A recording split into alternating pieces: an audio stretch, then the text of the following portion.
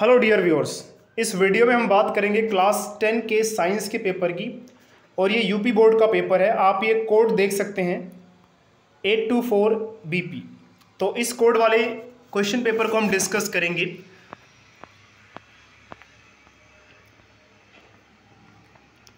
तो पहला क्वेश्चन आपसे पूछा गया था इसमें कि वक्रता त्रिज्या यानी कि रेडियस गिवन थी, फोकस फाइंड आउट करना था।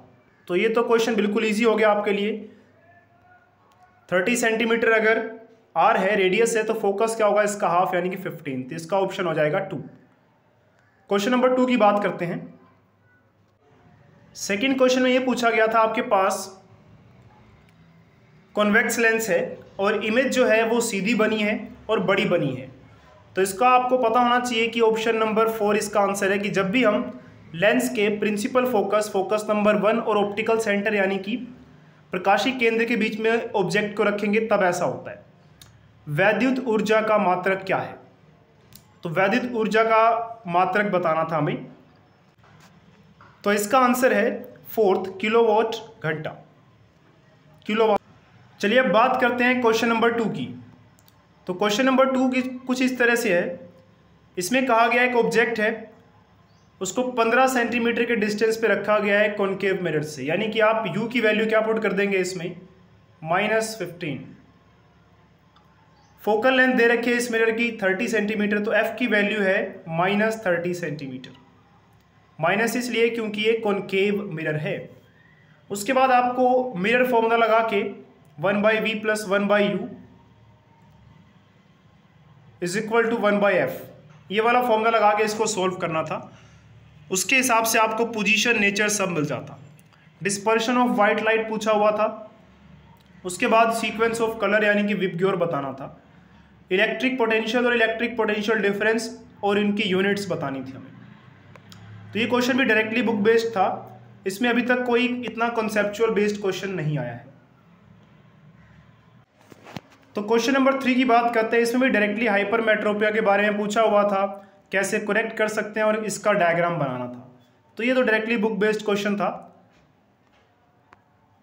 और उसके और में एक क्वेश्चन दिया हुआ था, एक ऑब्जेक्ट है उसको 25 सेंटीमीटर दूर रखा है कन्वर्जिंग लेंस। कन्वर्जिंग लेंस यानी कि कॉन्वेक्स लेंस, इसको हिंदी में उत्तल लेंस भी कहते हैं। फोकल लेंथ गिवन है। तो ये क्वेश्चन भी काफ़ी डायरेक्टली कह सकते हैं सिंपल क्वेश्चन था। डायरेक्टली वैल्यूज पुट करनी थी, डायग्राम बनाना था, नेचर ऑफ इमेज ये सब बताना था। और इसका बी पार्ट की अगर हम बात करें तो इसमें हमें करंट गिवन था 0.5 एम्पियर। आई की वैल्यू यहाँ पे है 0.5 ampere. Length of wire 3 metre है। एल की वैल्यू दे रखी है हमें 3 मीटर।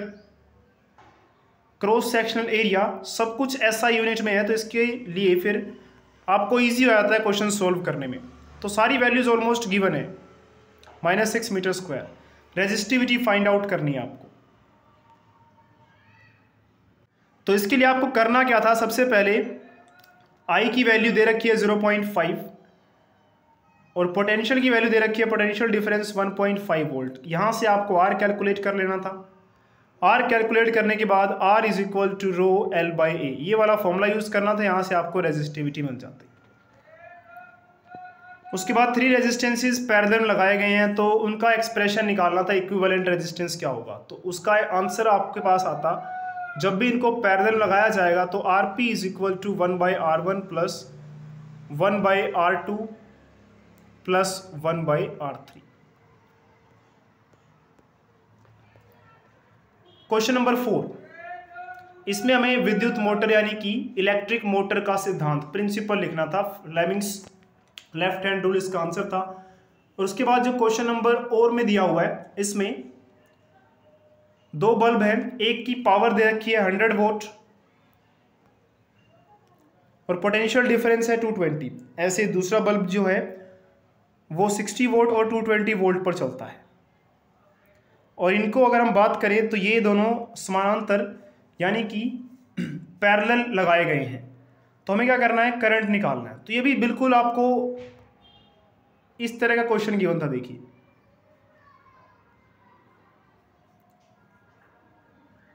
पैरेलल कनेक्शन वाला। तो 2 बल्ब्स हैं, इनको 220 वोल्ट के हिसाब से जो है क्योंकि दोनों को जो है पोटेंशियल डिफरेंस 220 वोल्ट ही मिलेगा बिकॉज ये पैरेलल में है। तो आपको फॉर्मूला लगाना था P is equal to V I. P दे रखा है पावर 100 वोल्ट पहले बल्ब का और इसकी पोटेंशियल डिफरेंस 220, वहाँ से आप I कैलकुलेट कर लेते। दोनों बल्ब का I निकाल के आप टोटल I भी निकाल सकते थे। इसके बाद ये कुछ रिएक्शंस कंप्लीट करनी थी, तो ये रिएक्शंस आपको याद रहनी चाहिए थी। पहले वाले में बनेगा CH3COONA प्लस H2O, सेकेंड वाले में बनेगा C2H5ONA प्लस H2, सेकेंड वाले में बनेगा CH3 थर्ड की बात कर रहा हूँ मैं, CH3COO C2H5। उसके बाद H2O साथ में रिमूव हो जाता। इसको अगर ऑक्सीडाइज करेंगे तो ये एल्डिहाइड बन जाएगा और फाइनली एसिड में। तो ये सारी बुक बेस्ड आपकी केमिकल रिएक्शंस थी। उसके बाद substitution reaction, homologous series, combustion reaction, esterification reaction. इसके बाद अगर हम बात करें पार्ट बी की, कार्बन परमाणु की संयोजकता क्या है। भाई इसकी संयोजकता तो फिक्स होती है 4।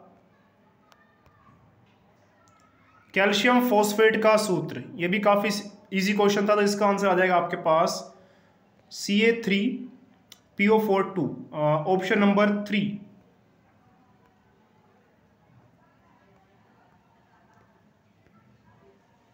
उसके बाद नेक्स्ट में भी आपको केमिकल रिएक्शन कंप्लीट करनी थी। बताना था ये कौन सी वाली रिएक्शन है। तो ये अगर हम बात करें BaCl2 प्लस H2SO4, तो ये बनेगा यहाँ पे प्रेसिपिटेट BaSO4 का। तो ये रिएक्शन हुई प्रेसिपिटेशन रिएक्शन का एग्जाम्पल।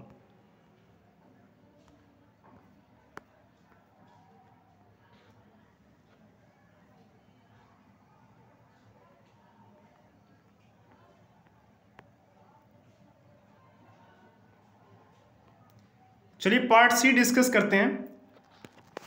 Chlorophyll absorbs. तो क्लोरोफिल क्या एब्जॉर्ब करता है? Light energy. इसका आंसर हो जाएगा 3। The name of scientist who propounded the principle of organic evolution. Organic evolution के बारे में किसने बताया? तो इसका आंसर चार्ल्स डार्विन है।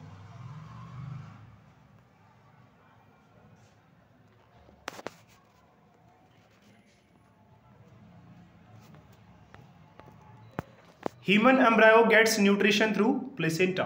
तो इसका आंसर आ जाएगा placenta. Which of the following is not हेट्रोट्रोफ।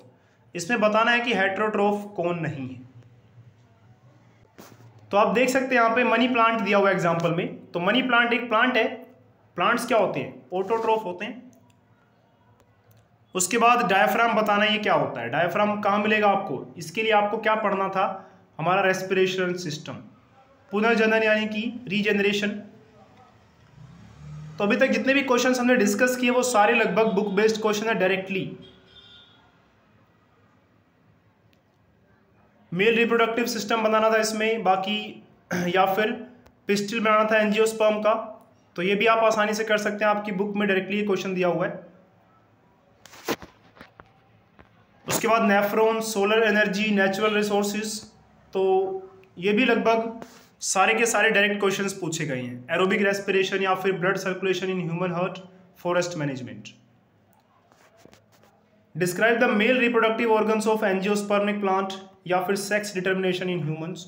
तो इसमें XY वाला जो क्रोमोसोम वाला तरीके से हम करते हैं वो आप इसमें यहाँ पे एक्सप्लेन कर सकते थे।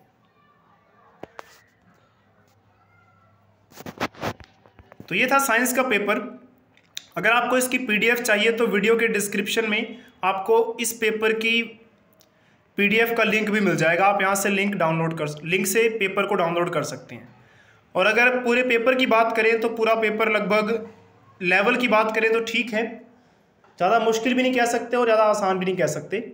और बात करें अगर हम CBSE बोर्ड की, उसके कंपैरिजन में ये मुश्किल है या आसान है, तो मुझे लगता है कि लगभग ठीक लेवल है। लेकिन माना ही जाता है कि UP बोर्ड काफ़ी ज़्यादा मुश्किल बोर्ड है as compare to CBSE। But इस क्वेश्चन पेपर के हिसाब से या साइंस के क्वेश्चन पेपर को देखा जाए तो CBSE का पेपर भी लगभग ऐसा या इससे ज़्यादा लेवल का ही आता है। आई होप आप सभी स्टूडेंट्स का ये पेपर काफ़ी अच्छा गया होगा। तब तक के लिए अलविदा। तब तक यानी बहुत ही जल्द। अगले पेपर के लिए आप सभी को ऑल द बेस्ट।